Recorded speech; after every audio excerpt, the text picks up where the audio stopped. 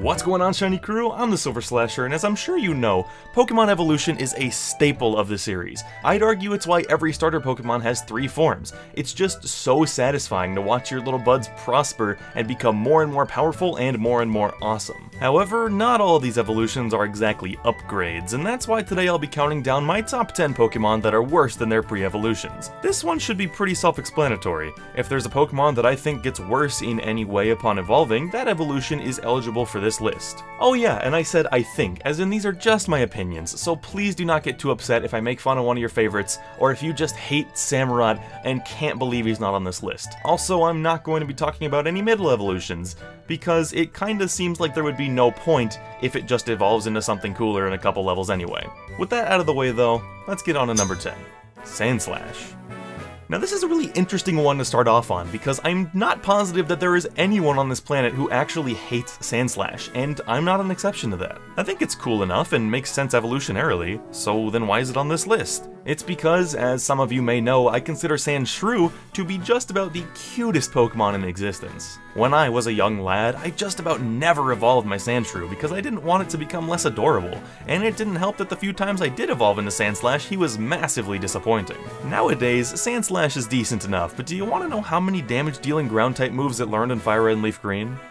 One singular move, and it's the 15 power Sand Tomb at level 52, which means aside from Dig, which is only 60 power and takes 2 turns, the only other stab move it can learn is Earthquake, which is a great move, but you don't get it until you beat the 8th gym. Perhaps all this plays a role in why I like Sandshrew so much more than Sandslash nowadays, but yeah, mostly it's just because it's so freaking cute. Oh, and I should have said this by now, but everything in this entry also applies to the Alolan forms. I prefer Alolan Sandslash to the normal one, and I think normal Sandshrew is just a tad cuter than the Alolan form, so that's why I went with the originals. Number 9, let me explain. Salazzle, let me explain. Out of all the entries on this list, I imagine this is the one that's going to make people the most angry, so I should probably explain myself immediately. I don't even dislike Salazzle. I just think it is possibly the biggest missed opportunity in all of Generation 7.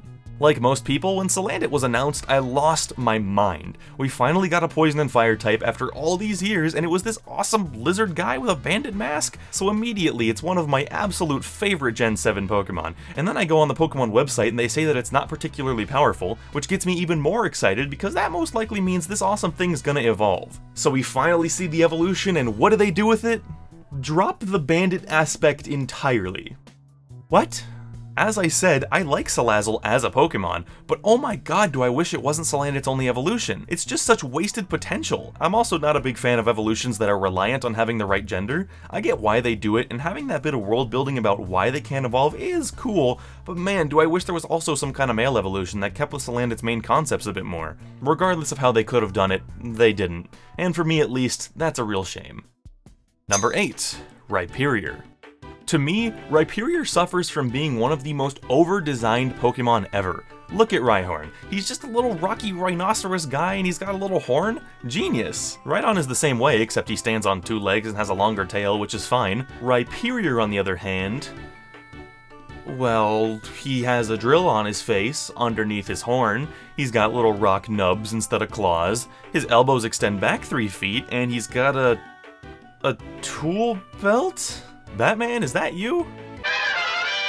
Rhyperior is also just the most bizarre evolution for them to go this route with, since if you ask me, Rhyhorn and Rhydon are a couple of the best examples of simple designs working in a Pokemon's favor, but for some reason they decided to just throw that all away. Just sticking stuff to him didn't make him look cooler, he just looks completely goofy to me, like he wouldn't even be able to move. I guess I don't have much else to say about it, I just wish it had been toned down a little, and I think Rhydon could have received a much cooler evolution.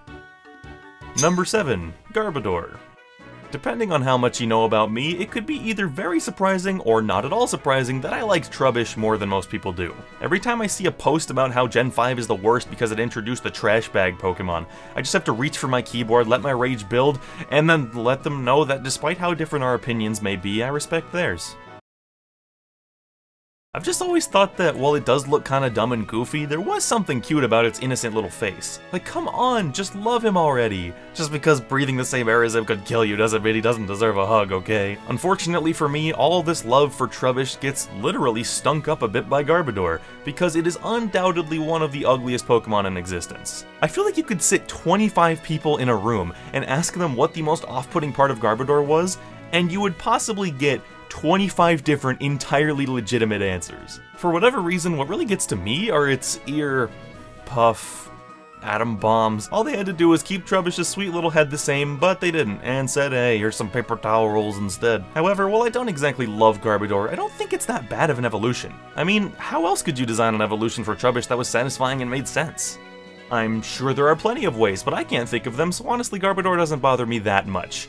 The precious garbage boy deserved better, though. Number 6, Florges.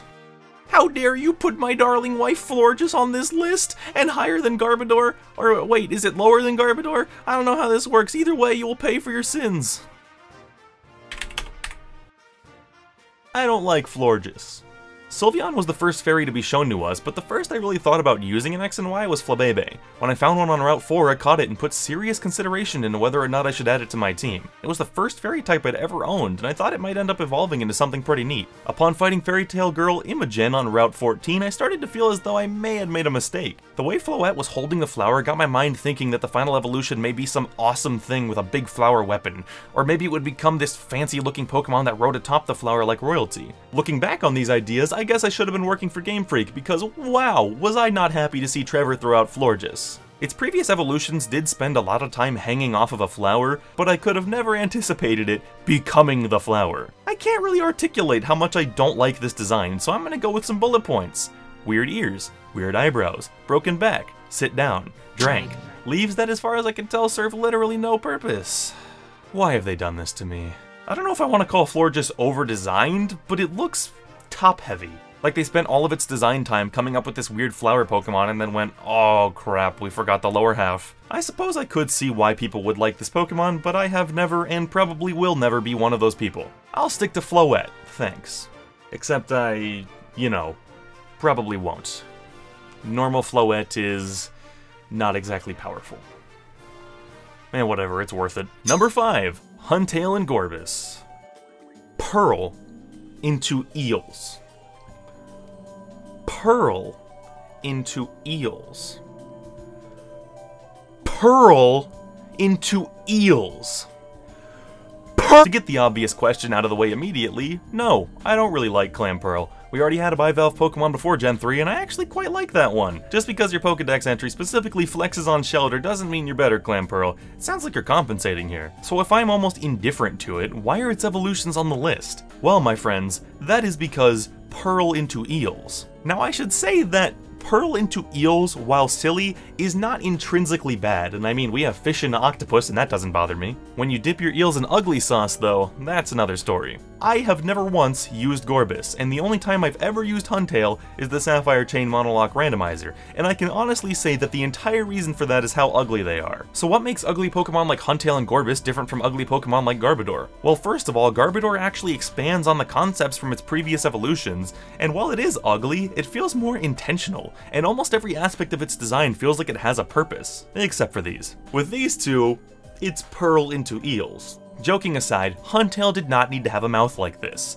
It didn't need all these discs. It didn't need all these spots. Gorbis didn't need this shell bra? There's a Pokemon in the Gold and Silver beta that might even prove my point, since it seems to be an early design for Huntail, and honestly it looks much better. That isn't what we got though. We got this. Ew. Number 4, Vanilluxe. Now you might be thinking, Wade, why is this disaster on the list? All 3 of the cones are just terrible. And you know, I'm not gonna say you're wrong for feeling that way. The thing is, Vanillite is actually pretty cute in my opinion, and to be completely honest, I like how goofy Vanillish is. As you may have inferred with Garbodor, I'm not someone who hates a Pokemon simply because it's based off something strange. Also, some Pokedex entries for Vanillish say that they were around during the Ice Age, which means the people of the Pokemon world must have designed ice cream off of Vanillish and not vice versa. As long as a Pokemon's design works, that's all that really matters to me. That being said, What seriously happened here? I get that it's supposed to be a double scoop, but the way they're conjoined at the hip makes me extremely uncomfortable. The Pokédex also says some really weird stuff about Vanilluxe, including the fact that it can lose a head and still survive. Oh my god, what is this demon creature? I guess this is because it also says that Vanilluxe is literally just two Vanillish stuck together. How does that count as its own Pokemon? Can I just glue two Burmy together and be like, yep, new Pokemon, new evolution? As you can see, there are two of him now. Can I just do that, Game Freak? Staple some Shuppet together, lick some Tortuga and stick them together. I know this is a joke you can make about existing Pokemon like Magneton, but at least the fact that they're magnets makes them joining together make a little sense. And if it's legitimately supposed to just be two Vanillish smushed into each other, where did the straw come from? At this point, I'm just truly baffled by the fact that Vanilluxe exists in the way it does, and I think things would have been a lot better for Vanillish if he stuck with one face and maybe just stacked his ice cream a bit higher. I don't know. Anything but this. None of this. Number 3. Delphox. Time for the only entry on the list that legitimately every single person saw coming, as well as the one that is the most painful to me by far. Delphox is the biggest disappointment in the history of starter Pokemon. If you like it, I'm super happy for you, but whenever I see this Pokemon, I just get sad. Middle evolutions are the worst of their evolutionary family, a scientifically proven 99.3% of the time, but Braixen is a big exception. I like it so much more than Delphox that it's astounding. It's just a cute mage fox with a little cloak and a big floofy tail to store its flaming wand. When I first saw it, the evolution created itself in my mind. Give it some kind of witch hat thing, a broom to float around on, and some psychic powers, boom, done. If they had gone through with that, it may honestly have been my favorite starter Pokemon at Kalos. Unfortunately, they instead decided to give it more ear hair, cover all its limbs in so much fur it looks unnatural, get rid of the floofy tail, and turn its hands and feet into claws. There is nothing about this design that I like. Then, to make matters worse, I pick Fennekin in a playthrough of Y and find out that its moveset sucks, and its signature move, Mystical Fire, isn't even good. I thought it was impossible to mess up. I thought we had a perfect Fire Psychic starter in the bag. But instead we got Delphox. And to me, that is massively disappointing. Number 2. Mr. Mime. Mr. Mime is a Pokemon that a lot of people hate.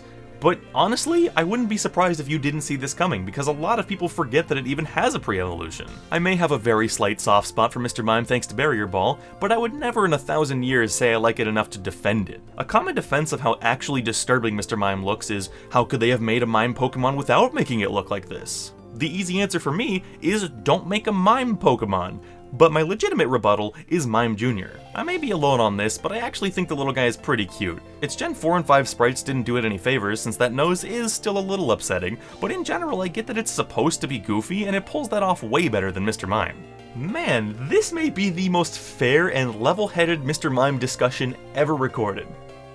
So let's change that. What happened here? Just about every part of this Pokemon is actually disgusting. The noseless face, the hair, the cheeks, the lanky arms and legs, the gross hands and fingers, the feet that I can only assume are the same shape as his shoes, seeing as he's born wearing them, the balls. Why does it look so much like a human in general? This is a Pokemon, you know. Also, why is it fairy type? This doesn't look like a fairy. It looks like the Pokemon that lures fairies away for them to never be seen again. What an unfathomable travesty of a Pokemon. Not only is it one of the worst Pokemon in Gen 1, it's so inarguably worse than its pre-evolution that it 100% deserves to be on this list. And you should be downright horrified that it's not number 1.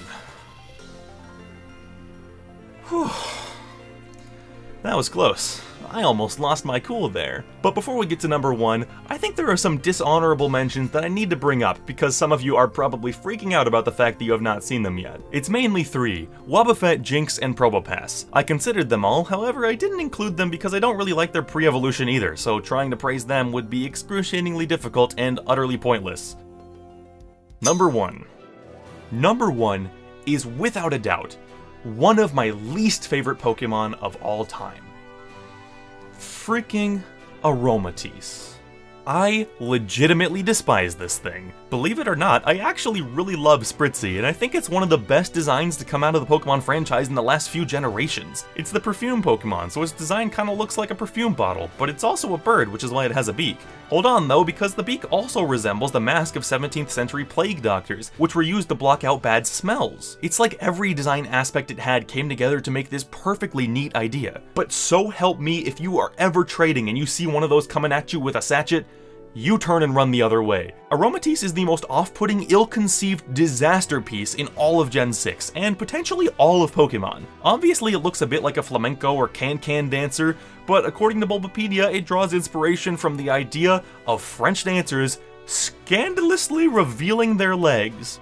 Why? That is not what I want to see a Pokemon based on in any capacity, let alone on this disgusting ox-horned bird freak of nature. A lot of people like me were ready for a super awesome Flamingo evolution, but instead we got a flamenco evolution. Okay, I get the pun, and I honestly hate it even more now. I have never owned an Aromatisse, and I never plan to, because in my opinion, it is worse than its pre-evolution by a larger margin than any other Pokemon.